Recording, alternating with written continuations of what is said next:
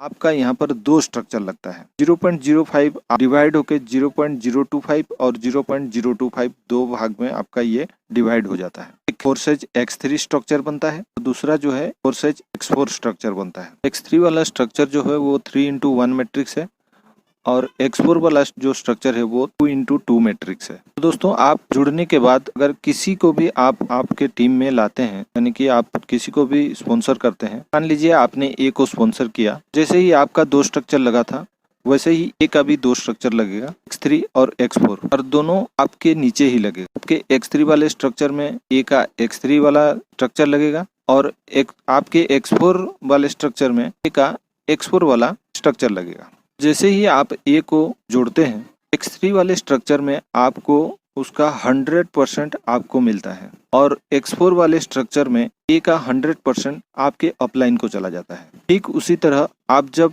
B को जोड़ते हैं, बी का 100% X3 वाले स्ट्रक्चर में आपको जाता है 100% और X4 वाले स्ट्रक्चर में उसका 100% आपके अपलाइन को चला जाता है। उसके बाद तीसरा बंदा यानी कि सी को जोड़ते हैं, X3 वाले स्ट्रक्चर में वो आपके आईडी में री इन्वेस्ट होके वो अमाउंट अपलाइन को फिर से चला जाता है और X4 वाले स्ट्रक्चर में सी जो आईडी है वो आपके ए के नीचे लगेगा और उसका 100% पे आउट जो है वो आपको जाएगा। तो यहाँ पर X3 वाला स्ट्रक्चर जो है एक साइकिल आउट यहाँ पर कंप्लीट हो जाता है।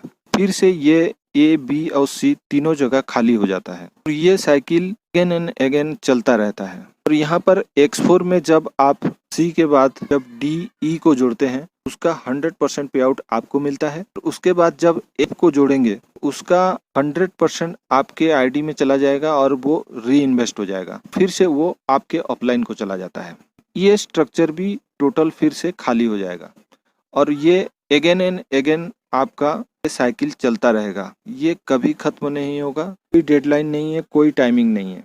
जब पूरा करेंगे तब आपका ये साइकिल आउट होगा। हो सकता है आप एक दिन में कई बार इसको साइकिल आउट कर सकें, फिर आप जब चाहें इसको साइकिल आउट कर सकते हैं। तो दोस्तों ये दोनों स्ट्रक्चर बार बार ये आपका साइकिल आउट होता रहेगा।